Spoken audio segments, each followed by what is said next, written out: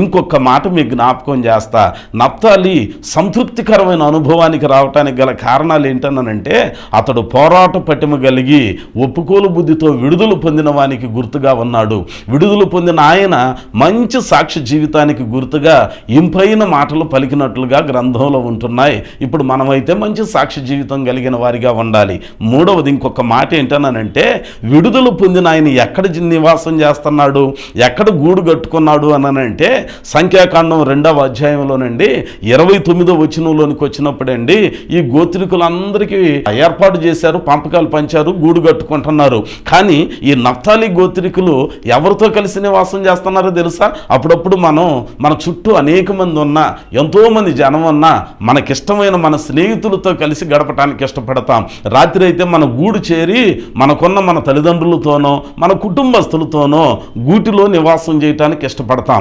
అట్లాగనే నఫ్తాలి గోత్రికులు ఎవరితో కలిసి నివాసం చేశారో తెలుసండి? ఆ సంఖ్యాకాండం 2వ అధ్యాయం 29వ వచనంలో అంటాడు, దాను గోత్రికులతోనూ ఆషేరు గోత్రికులతోనూ కలిసి వారు నివాసం చేశారు. విడుదల పొందిన మనం మంచి సాక్షి జీవితం కలిగి ఉంటున్న మనం తృప్తికరమైన జీవితాన్ని, అనుభవాన్ని పొందుకోవాలి అనంటే మన నివాసం ఎవరితో ఉండాలో తెలుసా? ఆ నఫ్తాలి గోత్రికులండి దాను గోత్రికులతోనూ ఆషేరు గోత్రికులతోనూ కలిసి నివాసం చేశారు. నీ జీవితం ఎవరితో కలిసి గడుపుతున్నావు? నీ బ్రతుకు ఎవరితో ఎక్కువ కలిసి గడపటం ప్రారంభిస్తున్నావు, కొనసాగిస్తూ ఉన్నావు? మారు మనసు పొందిన నీవు, బాప్తిస్మం పొందిన నీవు, సంఘంలోనికి వచ్చిన నీవు, దేవుని బిడ్డను అనుకుంటున్న నీ సహవాసం, నీ జీవితం ఎవరితో ఉండాలి అనంటే మిగిలిన దేవుని పిల్లలతోనే ఉండాలి. దాను ఆషేరు గోత్రికులతో నఫ్తాలి గూడు కట్టుకొని నివాసం చేస్తున్నాడు. దాను అనే మాటకు అర్థం ఏంటనంటే న్యాయం తీర్చేవాడు అని అంటాడు. ఆషేరును గురించి మాట్లాడుతూ అతడు సమృద్ధి కలిగిన వాడు, రాజులకు అవసరమైన ఆహారం ఆయన దగ్గర ఉన్నది అని అంటాడు. అనగా మన జీవితంలో మన బ్రతుకు దేవుడిచ్చే దీవెనల చేత నింపబడటానికి, జై జీవితాన్ని పొందుకోవటానికి, తద్వారా పరలోక రాజ్యంలో చోటు చేసుకునే ఒక సంతృప్తిని మనం స్వతంత్రించుకోవటానికి దైవజనాంగం మనం చేయవలసిన పని ఏంటో తెలుసా? సంఘంలోనికి వచ్చిన తర్వాత మంచి సాక్షి జీవితం కలిగిన మనం నీతి న్యాయములు కలిగిన ఈ ఉపదేశానుసారంగా నడుచుకోవాలి. నడుచుకుంటున్న మనం ఆషేరు గోత్రికులను గురించి అంటాడు, అతడు సమృద్ధి కలిగిన వాడు, రాజులకు సరిపడిన ఆహారం ఆయన దగ్గర ఉంటుంది అని అంటున్నాడు. శ్రేష్టమైన ఆహారం ఏది అని అంటే దేవుని వాక్యం. దేవుని వాక్యంతో మనం పెనవేయబడిన అనుభవానికి రావాలి. ఈ దినాలలో దేవుని వాక్యం మరుగైపోయే పరిస్థితులు వస్తున్నాయి. చాలా మంది దేవుని వాక్యానికి చెవినివ్వటానికి ఇష్టపడని వాళ్ళు తయారవుతున్నారు. దయచేసి అన్యదా భావించొద్దు. మీకు మనవి చేసుకుంటున్నానండి, మన జీవితాన్ని కట్టేది, మన బ్రతుకును మార్చేది, మనలను చక్కదిద్దేది, మనకంటూ పరలోకం చేరటానికి తిన్ననైన చుక్కానిగా నడిపించేది సజీవమైన దేవుని వాక్యం అండి. ఈరోజు వాక్యానికి ఏ మాత్రం పెడచెవిని పెట్టకూడదు, వాక్యాన్ని తక్కువ చేసుకోకూడదు. వాక్యం చదవాలి, వాక్యం వినాలి. దేవుని సేవకులు చెప్పిన ఉపదేశాన్ని మనం పదే పదే ధ్యానం చేయాలి. భక్తుడైన దావీదు అదే అంటూ ఉంటాడు, దేవా నీ వాక్యము నన్ను బ్రతికించను, నా బాధలలో అదియే నాకు నెమ్మదినిచ్చను. ఇంకా మాట్లాడుతూ అంటాడు, యవనస్తులు దేని చేత తమ నడతను శుద్ధి చేసుకుందురు? నీ వాక్యం చేతనేగా, హృదయంలో ఉంచుకోవటం చేతనేగా. ఇంకా భక్తుడు జ్ఞాపకం చేస్తూ అంటాడు, నేను పాపం చేయకుండానట్లుగా నా హృదయంలో వాక్యమును ఉంచుకొని ఉన్నాను. దైవజనాంగమా, ఈరోజు దేవుని మాటలు వింటున్న నీవు, నీ నివాసం ఎవరితో ఉంటుంది? వాక్యంతో పెనవేయబడిన అనుభవం ఉన్నదా? ప్రభువుతో గడుపుతున్నాం, సంఘంలో ఉంటున్నాములే అనుకుంటున్నాం, మొత్తానికి సహవాసంలో ఉంటున్నానులే అని అనుకుంటున్నాం. మన గూడు ఎక్కడ కట్టుకోవాలి అని అంటే శ్రేష్టమైన వాక్యంతో పెనవేయబడిన అనుభవంలో మనం ఉండాలి. ఓ సందర్భంలో అపోస్తుడైన పౌలు భక్తుడు మొత్తానికి ఇలాగనే అధికారులు ఎదుట నిలవబడిన ఆయన యేసును గూర్చిన మాటలు చెప్పమని అవకాశం ఇస్తే ఈయన చెప్తూ ఉన్నారు. ఆ మాటలు చెబుతూ ఉంటే అక్కడున్న అధికారులు అందరూ విన్నారు. విని అంతా అయిపోయిన తర్వాత కొంతమంది ఏం చెప్పారు అని అంటే ఆ పౌలు భక్తుడు చెప్పిన బోధన విన్నారు. అపోస్తలుల కార్యముల గ్రంథము 17వ అధ్యాయంలో 33-34 వచనాలలో, అలాగుండగా పౌలు వారి మధ్య నుండి వెళ్ళిపోయెను. అయితే కొందరు మనుషులు అతని హత్తుకొని విశ్వసించిరి. వారిలో ఆ వ్యక్తిని గురించి గుర్తు చేస్తా ఉంటాడు. ఈయన మృతుల పునరుద్ధానమును గురించి చెప్పినప్పుడండి కొంతమంది అంటున్నారు, నువ్వు చెప్పింది బాగానే ఉంది, ఇంకోసారి విందువులే అని అంటా ఉంటారు 32వ వచనంలో. ఇంకొంతమంది అయితే ఆయన చెప్పిన వాక్యమును హత్తుకొని జీవించారు. వాక్యానికి ప్రాధాన్యతనివ్వాలి. ప్రభువుతో పెనవేయబడిన అనుభవం కలిగిన వారిగా ఉండాలి. మన జీవితాన్ని, మన బ్రతుకును చక్కదిద్దే వాక్యంతో పెనవేయబడి అక్కడ గూడు కట్టుకునే వారిగా మనం ఉంటే మన జీవితానికి ఒక తృప్తి ఉంటుంది, సంతృప్తి కలిగిన అనుభవం ఉంటుంది. ఆ తర్వాత ఇంకొక మాట మీకు జ్ఞాపకం చేస్తాను. నఫ్తాలి పోరాట పటిమ కలిగిన వాడు. రెండవది, అతడు విడుదల పొందినవాడు. మూడవది, అతడు ఇంపైన మాటలు పలికేవాడు. నాలుగవది, అతడు దాను ఆషేరు గోత్రికులతో కలిసి గూడు కట్టుకొని నివాసం చేస్తున్నాడు. ఆ తర్వాత 5వ మాట ఇంకొకటి ఏంటన్నానంటే, న్యాయాధిపతుల గ్రంథము 5వ అధ్యాయము 18వ వచనాన్ని జ్ఞాపకం చేసుకుంటేనండి, ఓ సందర్భంలో దేవుని పిల్లలు దేవునికి వ్యతిరేకంగా నడవటం, తత్ఫలితంగా దేవుని కోపం వారి మీద రగులుకొని వారిని పరులకి, వేరే వారికి బానిసలుగా అప్పచెప్తున్నాడు. వారిని తరవటం మొదలు పెడుతున్నారు. వారికి ఉన్న ఇళ్ళు వాకిళ్ళు అన్నీ విడిచిపెట్టి కొండలలో, గుహలలో, వాగులలో నివాసం చేయటం మొదలుపెట్టారు. ఆ పరిస్థితులలో కొద్ది కాలం బాధలు ఎక్కువైన తర్వాత మళ్ళీ వారు పశ్చాత్తాప్తులై ప్రభు తట్టు తిరుగుతున్నారు, ఆయనకు మొరలెడుతున్నారు.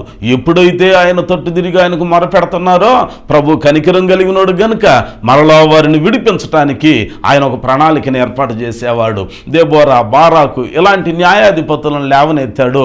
లేవనెత్తినప్పుడు ఈ న్యాయాధిపతుల గ్రంథంలో 5వ అధ్యాయంలో 18వ వచనంలో చూసినప్పుడు అక్కడ ఉన్న వాళ్ళు అంటున్నారు, మన తోటి దేవుని పిల్లలు, మన వాళ్ళు కొంతమంది బానిసత్వంలో ఇళ్ళు వాకిళ్ళు అన్నీ విడిచిపెట్టి శత్రువుల చేత తరంబడి ఎక్కడో ఊరికి ఎడంగా నివాసం చేస్తున్నారు. వారికున్న చెరలో నుంచి విడిపించటానికి దేవుడు నా మీదికి తన ఆత్మను పంపించి నన్ను రేపాడు, నేను వెళుతున్నాను, ఎవరైనా వస్తారా అని అనగానే అనేక మంది వచ్చారు. కానీ వారిలో ఆ నఫ్తాలి గోత్రికులు అంటున్నారు, మేము వస్తాం, మా తోటి సహోదరుల యొక్క విడుదల కోసం, దేవుని జనాంగం యొక్క విమోచన కోసం, ఆపదలలో ఉన్న దేవుని జనం యొక్క విమోచన కోసం మేము కూడా నీతో వస్తామని చెప్పి వచ్చారు.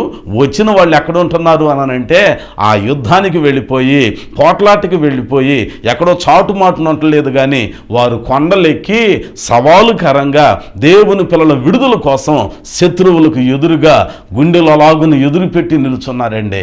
సమర్పణ కలిగిన వాళ్ళండి, త్యాగశీలత కలిగిన వాళ్ళండి. ఈరోజు మన జీవితంలో ఒక మంచి ఆశీర్వాదకరమైన అనుభవాన్ని, సంతృప్తికరమైన అనుభవాన్ని మనం పొందుకోవాలి అని అంటే, దేవుని జనాంగమా మనం కూడా త్యాగశీలత కలిగిన వారిగా ఉండాలి. మనం బ్రతుకు కాదు, కానీ మనం బ్రతుకుతూ ఇంకొంతమంది బ్రతుకునకు ఉపయోగపడే వారిగా ఉండాలి. అందుకని ఒక ఆయన అంటాడు, కాకి అయి కలకాలం బ్రతకటం కంటే కోకిల అయి కొద్ది కాలం బ్రతకటం మేలు అని అంటాడు. నువ్వు ఎంతకాలం బ్రతికావు అనేది గొప్ప కాదు, కానీ నువ్వు బ్రతికిన బ్రతుకు దినాలలో ఎంతమందికి ఉపయోగపడ్డావు. సమరయ స్త్రీ అండి, పాపాత్మురాలే, ఎన్నికలేని పరిస్థితులలో అందరికీ చులకనగా కనపడినామే.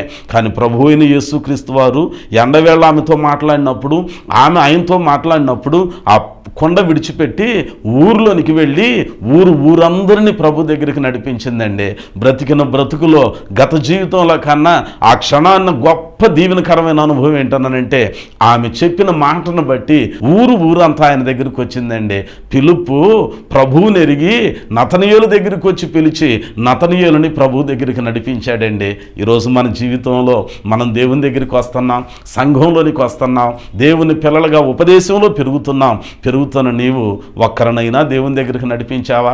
కనీసం నీ ప్రక్కనున్న వాళ్ళనైనా ప్రభు దగ్గరికి నడిపించి వారి జీవితం మార్చబడటానికి, వారి బ్రతుకులో లేని తృప్తి వారు కూడా పొందుకోవటానికి, నీకు వలే వారు కూడా సంతృప్తిని పొందుకోవటానికి ఏ రోజైనా ప్రయత్నం చేశావా?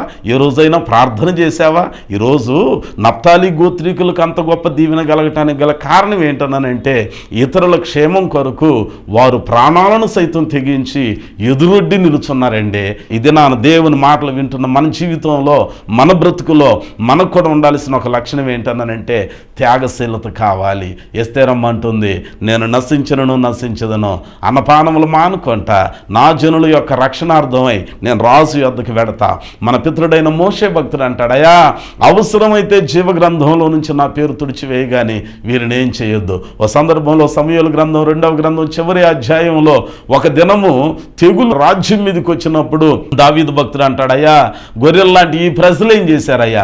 మనసును మదించింది నేను, సైన్యమును లెక్క పెట్టించింది నేను, కాబట్టి నా మీదికి శిక్షణ పంపించు, దయచేసి ప్రజలను బిడ్డలను ఏమీ చేయొద్దు. అందుకే దేవుడు చరిత్రలో వారిని వన్నికెక్కించాడండి. ఈ రోజున మన జీవితంలో, మన బ్రతుకులో త్యాగశీలత కలిగిన వారిగా ఉండాలి.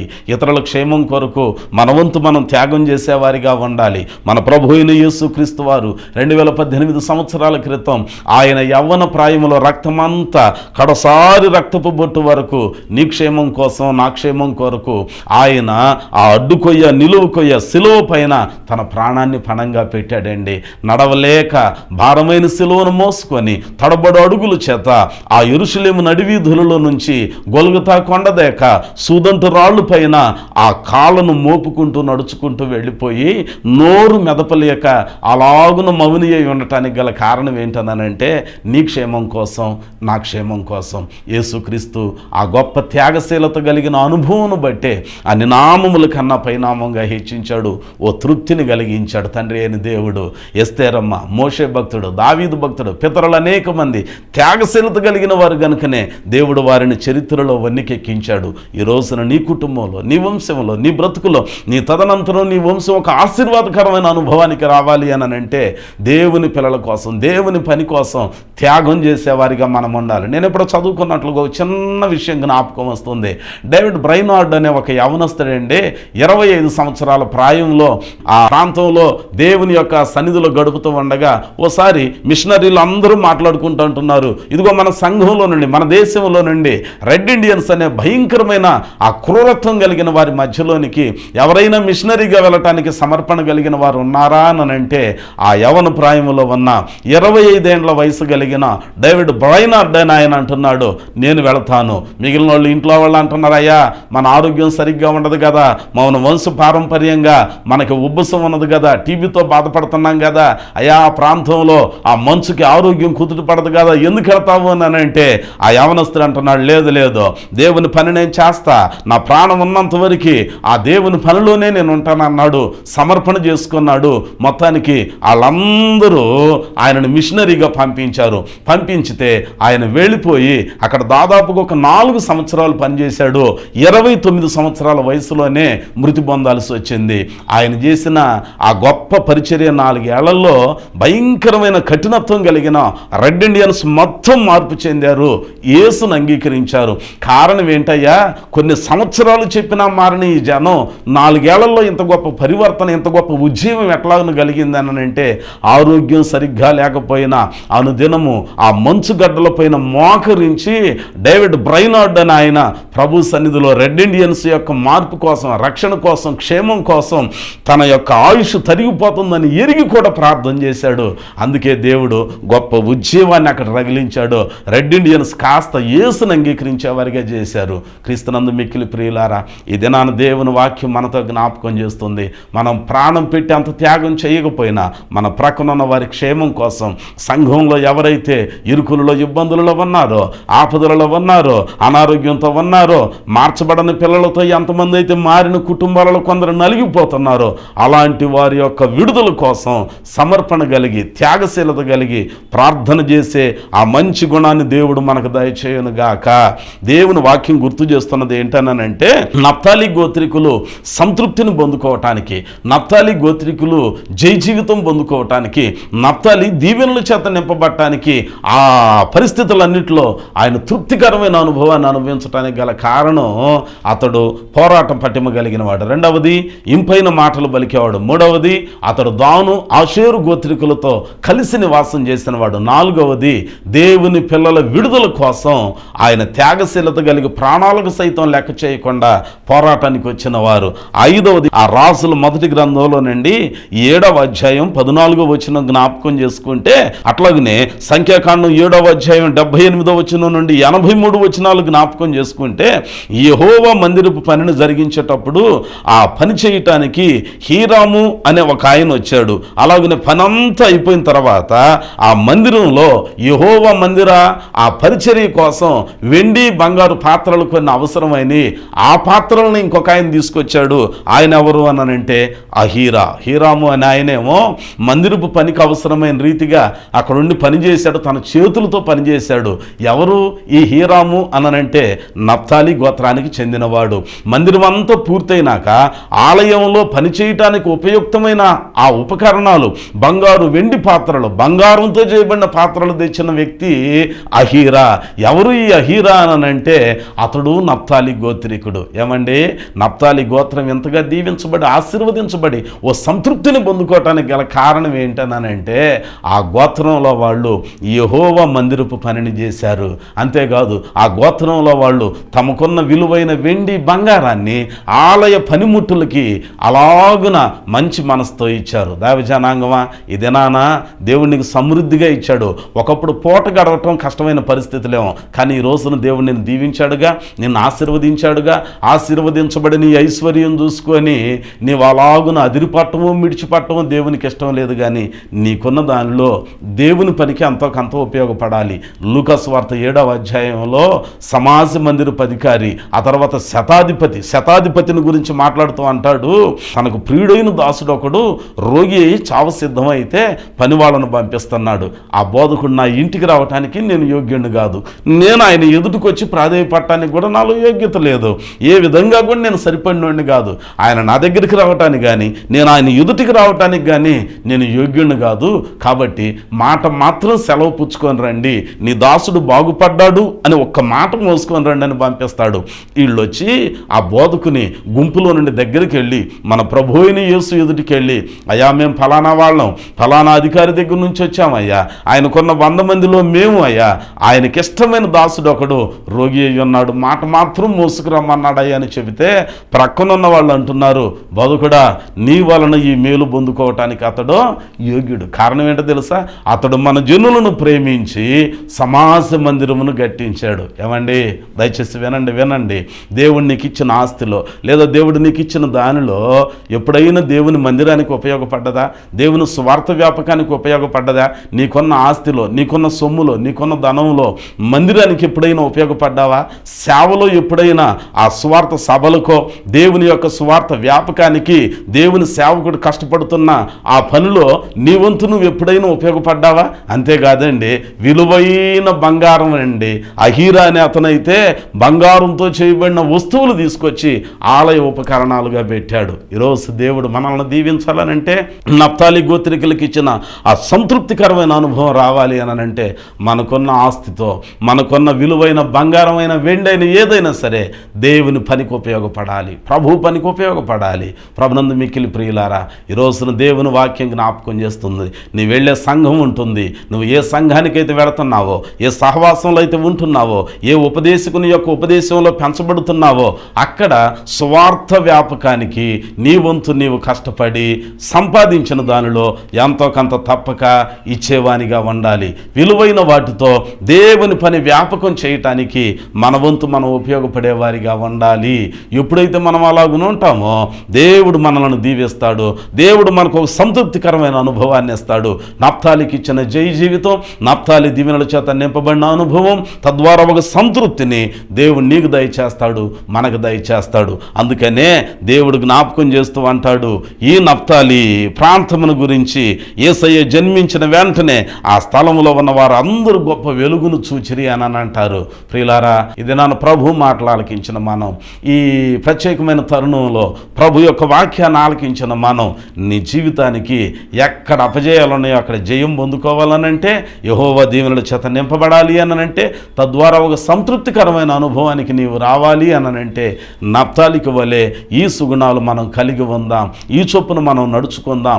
ఆ రీతిగా నడుచుకుంటూ దేవుని యొక్క ఇష్టానుసారంగా ఆయన ఇచ్చే ఆశీర్వాదాలను పొందుకొని అపజయాలన్నీ జై జీవితాలుగా మార్చుకొని కొరబడిన దీవెనల చేత మనం నింపబడి తద్వారా సంతృప్తిని పొందుకోవటానికి ప్రభు వాక్యం మనకు సహాయం చేయనుగాక. దేవుడి మాటలు మన వినికిడిలో ఫలింప చేయనుగాక. ప్రార్థన చేసుకుందాం, తలలో వంచుదాం.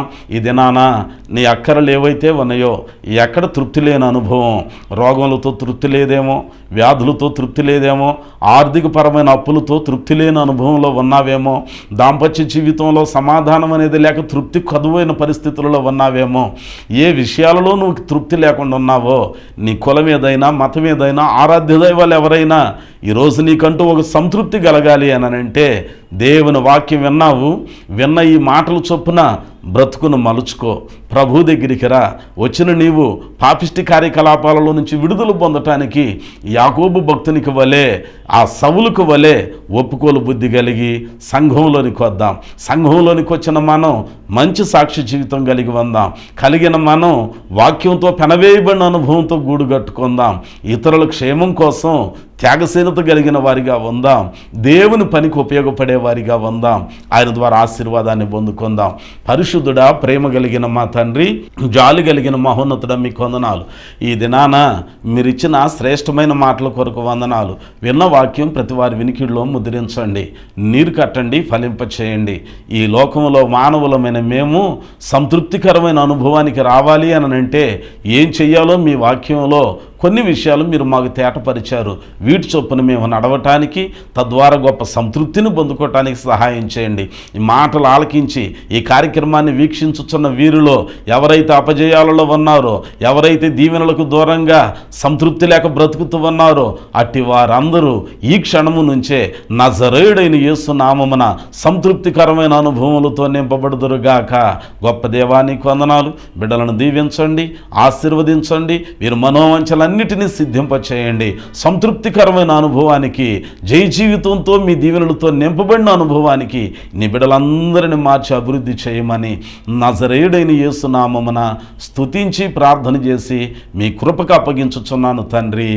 ఆమేన్. మన పరమ తండ్రి అయి ఉన్న దేవుని ప్రేమ, కుమారుడు నిజరక్షకుడై ఉన్న యేసుక్రీస్తు వారి యొక్క కృప, పరిశుద్ధాత్మ దేవుని యొక్క అన్యోన్యమైన నిత్య సహవాసం ఈ కార్యక్రమాన్ని వీక్షించిన ప్రతి ఒక్కరికి, సకల భూలోక పరిశుద్ధులకు సదాకాలము తోడయ్యుండి జై జీవితంతో, దీవెనల చేత నింపబడిన అనుభవంతో పరలోక రాజ్యానికి చేరే సంతృప్తికరమైన పరిస్థితులతో నింపి ఆశీర్వదించునుగాక.